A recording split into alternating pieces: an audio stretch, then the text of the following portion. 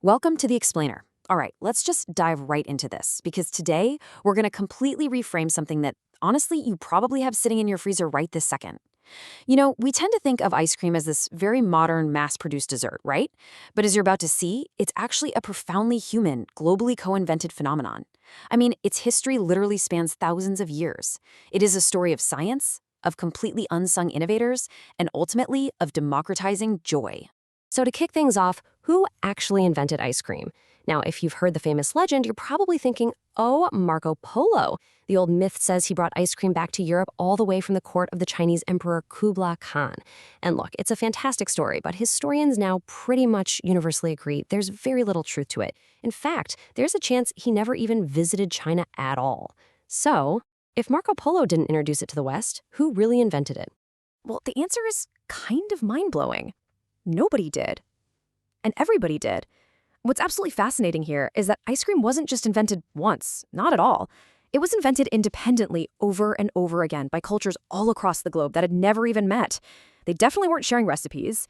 It really just emerged from this universal human instinct, the sheer desire to turn cold into joy, and, to share that exact moment with someone else. Which brings us to Section 1, a universal human instinct, independently co-invented across the globe. If we zoom out for a second and look at the sweeping, ancient, global trends of frozen treats, you really see that ice cream is like the shared human language. Think about this. Way back around 400 BCE in Persia, people were already enjoying falut.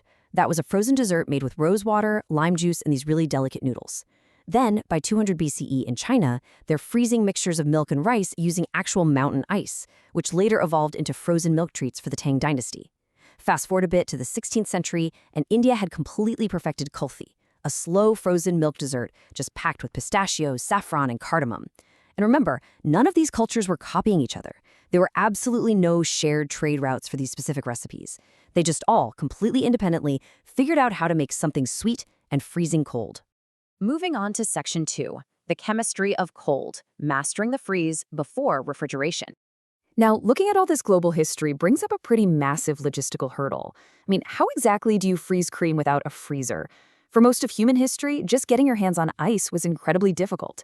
We're talking serious manual labor. It had to be harvested from completely frozen rivers in the dead of winter and then stored in these highly specialized underground ice houses. It was an extreme luxury. Just to put that into perspective, figures like George Washington reportedly spent the modern equivalent of thousands of dollars just on ice and ice cream alone. Crazy, right? But here's the kicker.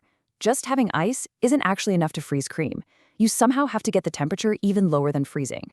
So how'd they do it? The answer lies in literally a bit of chemical magic, the endothermic process.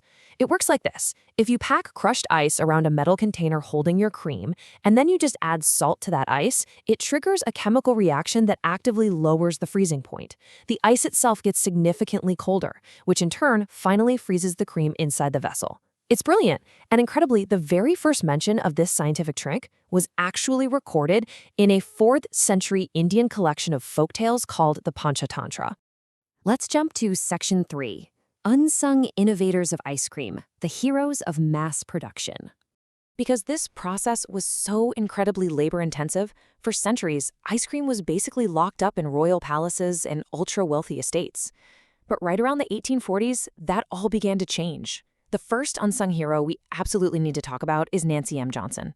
In 1843, this brilliant American inventor patented the artificial freezer. See, before her, making ice cream literally meant hours of exhausting, unpredictable hand-stirring inside a freezing pot of salty ice. Not fun. But Johnson invented this amazing hand crank machine. It had these perforated S-shaped paddles that super efficiently scraped the ice crystals right off the inner surface of the container, which allowed the whole mixture to freeze perfectly evenly. This breakthrough was a total game changer. It made churning ice cream so much less labor-intensive, really setting the stage for everyday people to finally make it in their own homes. Then we have Augustus Jackson, a free black Philadelphian operating in the early 1800s. Now, the crucial takeaway with Jackson isn't just about making a tasty treat. It's really about manufacturing innovation. Jackson, who actually may have honed his culinary skills working in the White House, by the way, developed these genius eggless recipes. Why? Because they were way cheaper and far less prone to spoiling. But even more importantly, he started packaging his ice cream in metal tins. That meant he could strictly control the product's quality and actually distribute it wholesale to other parlors all across Philadelphia. He essentially figured out how to take this fragile, highly perishable luxury and turn it into a consistent, fully scalable business. And right on the heels of that business boom, we meet Jacob Fussell. In 1851, Fussell, who was actually just a dairy delivery man in Baltimore, had a light bulb moment. He realized he could use all of his vast excess amounts of milk to open the world's very first commercial ice cream factory over in Pennsylvania. By massively scaling up his production, he was able to drastically undercut the prices of all his rivals. This move earned him the title of the father of the wholesale ice cream industry, and really, it rapidly expanded access to ice cream all across America. Section 4. Gelato versus ice cream. A Renaissance breakthrough. Okay, so before we look at how ice cream fully conquered the modern world, we definitely need to take a quick, delicious detour over to Italy. Because while the Americans were busy industrializing ice cream, the Italians had already mastered a completely different art form. According to the Italian Gelato Institute, the very first modern gelato was actually invented in Florence way back in 1565.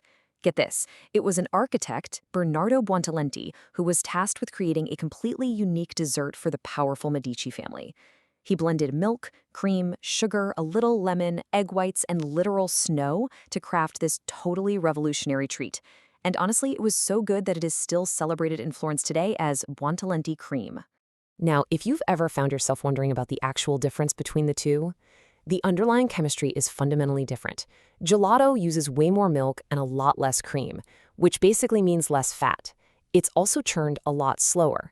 That lets in less air. And that is exactly what gives it that incredibly dense, silky texture. Plus, it's served slightly warmer than ice cream, which actually makes the flavors pop a lot more. Ice cream, on the other hand, well, that is all about the cream and the fat. It's churned super fast to make it light and fluffy, and it's intentionally served at a much colder temperature.